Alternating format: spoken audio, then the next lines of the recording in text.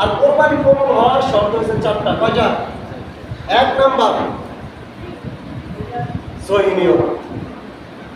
আল্লাহর নবী হাদিসের বুখারী শরীফের 1 নম্বর হাদিসের ভিতরে বলেন, ক্বালা নবী সাল্লাল্লাহু আলাইহি ওয়াসাল্লাম ইন্নামাল আ'মালু বিন্নিয়াত।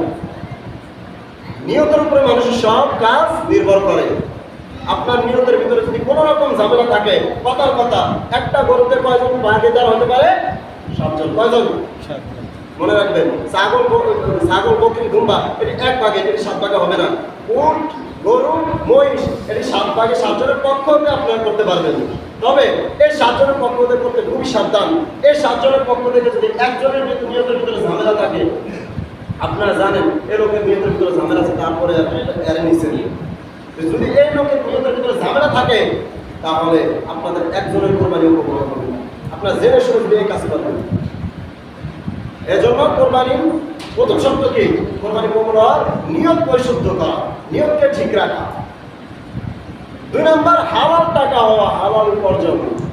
যদি এই 7 জন আপনারা 7 জনের পক্ষ থেকে করছেন, এই 7 জনের ভিতরে একজনের টাকার ভিতরে সুদের টাকা, একজনের টাকার ভিতরে হারাম টাকা, সুদ, ঘুষ এগুলোর টাকা আছে, তাহলে আপনারা জেনে শুনে ওই ব্যক্তিকে কোরবানির ভাগীদার বানিয়েছেন, ওই ব্যক্তিকে আপনাদের সাথে পক্ষ হিসাবে রাখছেন, তাহলে আপনাদের কোরবানি কবুল হবে না, জায়েজ হবে না। আপনারা যদি জেনে শুনে করেন। আর যদি আপনারা জানেন না, হয়তো বা এই লোক গোপনে করতে আছে, যদি না জানেন তাহলে ভিন্ন বিষয়। এই লোকের টাকা আমরা সবাই জানি হালাল, কিন্তু এর 2 নম্বরই করে আল্লাহ আলাদা করেছে। আর আপনারা জেনে শুনে এই হারাম ব্যক্তিকে কোরবানির ভিতরে নেবেন না। যে এই হারাম শুরু করলে আপনারা নেন, তাহলে আপনাদের একজনের কোরবানিও কবুল হবে না। এজন্য এগুলো খুব সাবধান।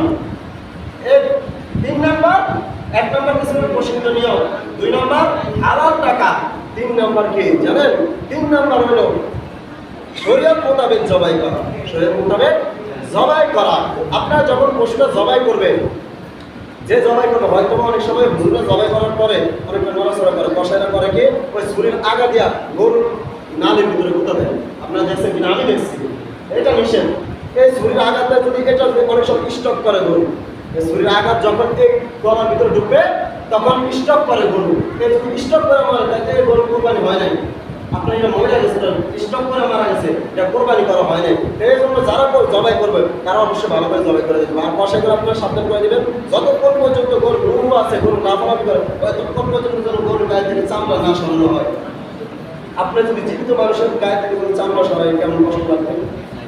অনেক, যেটা বলা যায় ভাষা নাই। এজন্য অবশ্যই খেয়াল রাখবেন। 4 নম্বর আল্লাহর নামে কোরবানি করা। কার নামে? পক্ষতে আমাদের নাম হচ্ছে কার?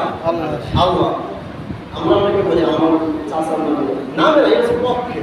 আর কোরবানি হবে কার নামে? আল্লাহর নামে। মনে রাখবেন, কোরবানি হবে কার নামে? আল্লাহর নামে।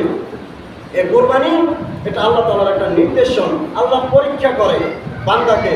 আসলে এই কোরবানি ওই যে হাবিল কাবিলের সময়, আদম আলাইহিস সালামের সময় কোরবানির নিয়ম ছিল আসমান থেকে আগুন এসে জ্বালায়া দেয়। আসমান থেকে আগুন এসে যেই পশুর উপরে যেই কোরবানি, যেটা কোরবানি কবুল হইতো, ওইটাকে আসমান থেকে একটা আগুনের প্রভাব আসে, ওই জিনিসটাকে ওই বস্তুকে পুড়িয়ে দেওয়া হবে। তাই বোঝা যেত এর কোরবানি কবুল হয়েছে। আর যারটা পরে থাকতো এর কোরবানি কবুল হয় নাই। আমাদের নবীর কারণে আমাদের প্রতি আল্লাহ রহমান করেছে, আল্লাহ আমাদের প্রতি দয়া করছে।